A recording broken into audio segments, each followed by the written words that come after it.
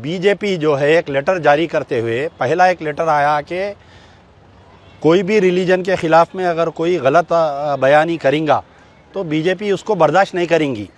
और फिर एक दूसरा लेटर आया कि जो सरकार दो आलम सल्लल्लाहु अलैहि वसल्लम की शान में गुस्ताखी की गई है, वो जो नुपुल शर्मा और एक जिंदल, ये दो जनों को हम पार्टी से सस्पेंड कर दिए हैं बोल के। फिर बाद में ये आया कि पूरे मीडिया में, सोशल मीडिया में, और हम भी 3 दिन से, पिछले 3-4 दिन से ये देख रहे हैं कि अरब ममालिकत में, ख़ास तौर पर जो 8 अरब ममालिक है जिसमें क़तर, कुवैत, ये लोग जो है इंडिया के प्रोडक्ट्स का बायकॉट, यहाँ तक कि हमारे जो वाइस प्रेसिडेंट वेंकैया नायडू साहब वहाँ पर गए हुए क़तर में, उनके शान में जो डिनर रखा गया था उसको तक कैंसिल कर दिए। तो अब आप बताइए कि अरब ममालिक का प्रेशर आने के बाद में बीजेपी गवर्नमेंट एक्ट कर रही है, और ये जो सस्पेंशन की है ये जस्ट एन आई वॉश, सिर्फ गुस्से को ठंडा करने के लिए।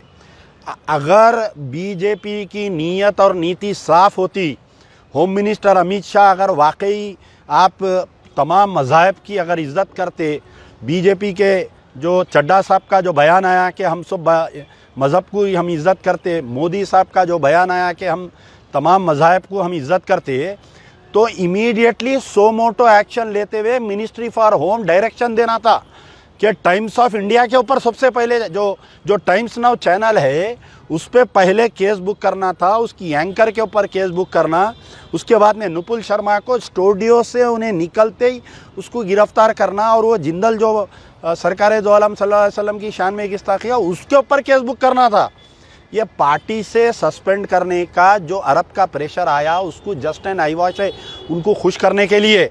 कई लोग खुश हो रहे हैं, जश्न मना रहे हैं, अरे बीजेपी सस्पेंड कर दी, बीजेपी सस्पेंड कर दी। बीजेपी सस्पेंड के मायने क्या है, फिर वापस ले लेती उसको। कल उसको राज्यसभा MP MLA बनाते। साबिक़ा में साक्षी महाराज कितने ख़तरनाक बयान दिया, ये योगी कितने ख़तरनाक बयान दिया, किसी के ख़िलाफ़ में बीजेपी एक्शन ली क्या। आज देखिए अरब ममालिकत जो है पिछले 8 साल से जब से बीजेपी सरकार है, एक ना एक मसले पर इस्लाम और इस्लाम के मानने वाले और नबी करीम सल्लल्लाहु अलैहि वसल्लम की शान में और कुरान के मामलात में मुसलसल ज़हर अफशानी कर रही।